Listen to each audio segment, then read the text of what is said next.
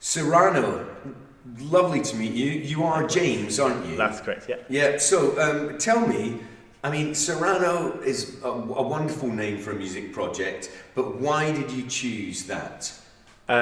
So I haven't quite got it down, but basically there's a play called Cyrano de Bergerac, and the story in it is about a girl that's in love with another guy, that Cyrano is in love with her, and he starts writing these love letters on behalf of him. And I've always wanted like a project name for my music and something that I can sort of embody myself in, but it not really come from me as James. And so that one step removed. So if people don't like it, then it's like, oh, that project you did was kind of crap rather than you. And I kind of like the idea of sharing my music as Cyrano, the way that he shared his feelings as to Roxanne through the other person. So you might have seen those buses going around with Cyrano, or the posters about, and I've started a thing called Cyrano Watch, where my mates just kept sending me photos every time they saw Cyrano about somewhere, because there's a film that's coming out based on the same play. So I took it from there, basically. Okay, so there's a slight shield aspect one step to it, like a little mask to you. Yeah. Describe your music. Tell me what kind of influences go into it, and how do you make it? So it's definitely music I make late at night, and I describe it as music for the late night overthinkers, because I think that's when you listen to it, and the lyrics and how I am is pretty much an overthinker. So I wanted it to be for people who are kind of like me, who want to kind of feel something from the music, and I put a lot of time into the instrumentals, often before recording the vocals, and adding voice notes and samples of friends and things that I've discovered in the world, and kind of every listen that you might hear something else. And so I work a lot on an MPC and build up a beat from that, and then work on a Rhodes piano and add some synths. And so an MPC is a sampler for people who don't know. Yeah. So do you come from a sort of more of a hip hop dance music background? I guess my influences range. I like a lot of electronic music, people like Fred Again Now, like John Hopkins, Rival Consoles, but then a lot of stuff like Frank Ocean, Nila Fayanya, Westerman, people in the sort of more indie, alternative kind of scene, and just kind of blending the two of like a mixture of real instruments with samples and production. Yeah, there's a real intimacy to what you do. Is it all home recorded? A lot of it. I take it, so I do a lot of home demos. I'm really bad for getting super attached to a home demo. And if you look at my hard drive, you'll have like, home demo 205, where the guitar's just at the right volume and whatever. But then I take it to a studio, and I've worked with a guy called Kit Monteith, and he's amazing at sort of bringing out the production with me, and just sort of reimagining some of the tracks, and kind of helping bring in that electronic influence there, to kind of be that blend between acoustic and electronic, really. Mm-hmm. And you've collaborated with lots of different people. Give us a few examples of who you've worked with, and how you've managed to meet them and connect with them. So I think email is probably my favourite way. I use the Spotify song credits a lot.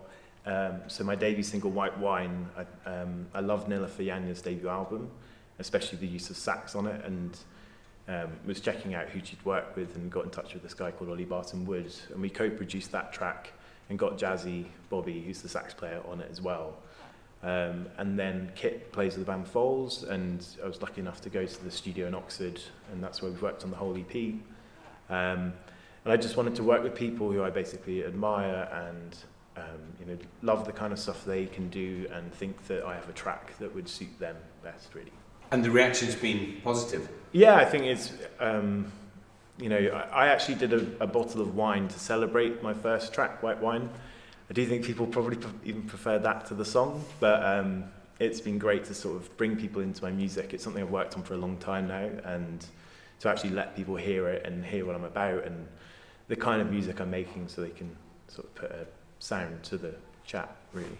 And I know you're a new artist, emerging, but any particular highlights so far? Any career highs? Other than the people I've worked with, to be honest, which has always been behind the scenes stuff, but that's where I probably get the most fulfillment, is knowing I'm working with people I really admire, and collaborating and developing my sound. I think playing Sneaky Pete's last month was amazing. It's a venue I used to go to all the time as a student, and one of my tracks, Tundra, was kind of written to be played there, and so to play my first show as Cyrano in that venue just really rounded things off for me.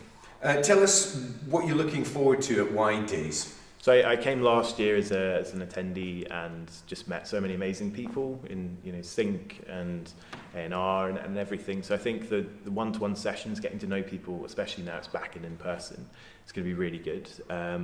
Performing, I'm really excited to sort of keep playing, and I've got some more tricks up my sleeve for the show, ways to develop it and make it different from how it is on record as well. And when you perform, is it just you solo on stage, or do you have a full band? At the moment, it's just myself. I want to make it that I have a really good solo show and then develop it into a live band. But I'm also plotting 2 sets. So you've got the introverted set and the extroverted set. And essentially, I'm going to make people choose how they're feeling today. And if you're feeling more introverted, I'll play the more chilled out stuff. And if it's more extroverted, then I'll play the sort of dancier stuff. And will people choose on the night? Yeah, as they're coming in. So okay, that's it. That's a nice touch. I don't think I've ever had a sort of audience interactive show like that before. That's really good. Now, Cyrano, have you ever written love letters to a girl, Valentine's cards? I've got songs. I guess that's probably my equivalent. Yeah, I do like to do surprises and little romantic gestures like that, I guess, as well. But there's no secret lovers out there that are hearing from you and they don't know it's you? No, my girlfriend would be a bit annoyed, I think, if I did. Okay, I won't pursue that any longer then. What's the widest thing you've ever done? So with one of the tracks I'm releasing soon, the night I wrote it, I ended up going out on a night out with the Wi-Fi guy who came around to fix it that morning. So I stayed up to 4 a.m.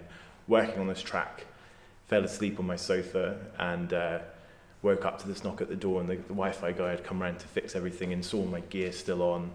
But he turned out to make music as well and DJ'd, and he was like, "Oh, I'm playing tonight, why don't you come along?" And we just ended up going out till like 6 a.m. with him. So the random Wi-Fi guy, you went out and tore the town up? Yeah, it was a pretty good time. Good, that's an excellent answer. James, thank you very much. Have a great time at White Days. Cheers.